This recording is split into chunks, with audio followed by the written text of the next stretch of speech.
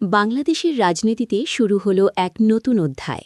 বহুলালোচিত ও প্রতীক্ষিত রাজনৈতিক পালাবদলের মধ্য দিয়ে আজ প্রধানমন্ত্রী হিসেবে শপথ গ্রহণ করলেন তারেক রহমান। রাষ্ট্রীয় আয়োজনের মধ্য দিয়ে অনুষ্ঠিত হল নতুন মন্ত্রিসভার শপথ অনুষ্ঠান। রাজধানীর বঙ্গভবনে আয়োজিত এই শপথ গ্রহণ অনুষ্ঠানে উপস্থিত ছিলেন দেশের শীর্ষ রাজনৈতিক নেতৃবৃন্দ, কূটনৈতিক, উচ্চপদস্থ সামরিক ও বেসামরিক কর্মকর্তারা। সংবিধান অনুযায়ী রাষ্ট্রপতি নতুন প্রধানমন্ত্রী ও মন্ত্রীদের শপথ বাক্য পাঠ করান। শপথ নেওয়ার পর প্রধানমন্ত্রী তারেক রহমান বলেন, তিনি গণতন্ত্র, আইনের শাসন এবং অর্থনৈতিক স্থিতিশীলতাকে অগ্রাধিকার দেবেন। তিনি জানান, দেশের জনগণের প্রত্যাশা পূরণ করাই হবে তার সরকারের মূল লক্ষ্য। নতুন মন্ত্রিসভায় স্থান পেয়েছেন দলীয় অভিজ্ঞ ও নবীন নেতৃত্বের সমন্বয়। গুরুত্বপূর্ণ মন্ত্রণালয়গুলোতে দায়িত্ব পেয়েছেন অর্থনীতি, স্বরাষ্ট্র, পররাষ্ট্র ও শিক্ষা খাতে অভিজ্ঞ নেতারা।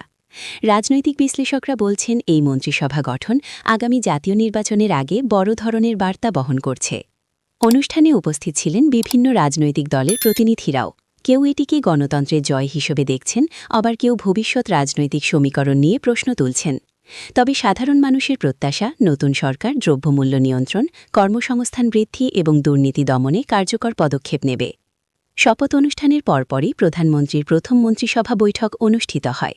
সেখানে প্রশাসনিক সংস্কার, অর্থনৈতিক পুনর্গঠন এবং বৈদেশিক সম্পর্ক জোরদারের বিষয়ে প্রাথমিক আলোচনা হয় বলে জানা গেছে। আন্তর্জাতিক মহলেও এই পরিবর্তন নিয়ে আগ্রহ দেখা গেছে। বিভিন্ন দেশের রাষ্ট্রদূত ও আন্তর্জাতিক সংস্থার প্রতিনিধিরা নতুন সরকারের সঙ্গে কাজ করার আশাবাদ ব্যক্ত করেছেন। রাজনৈতিক বিশ্লেষকদের মতে তারেক রহমানের জন্য এটি একটি বড় পরীক্ষা।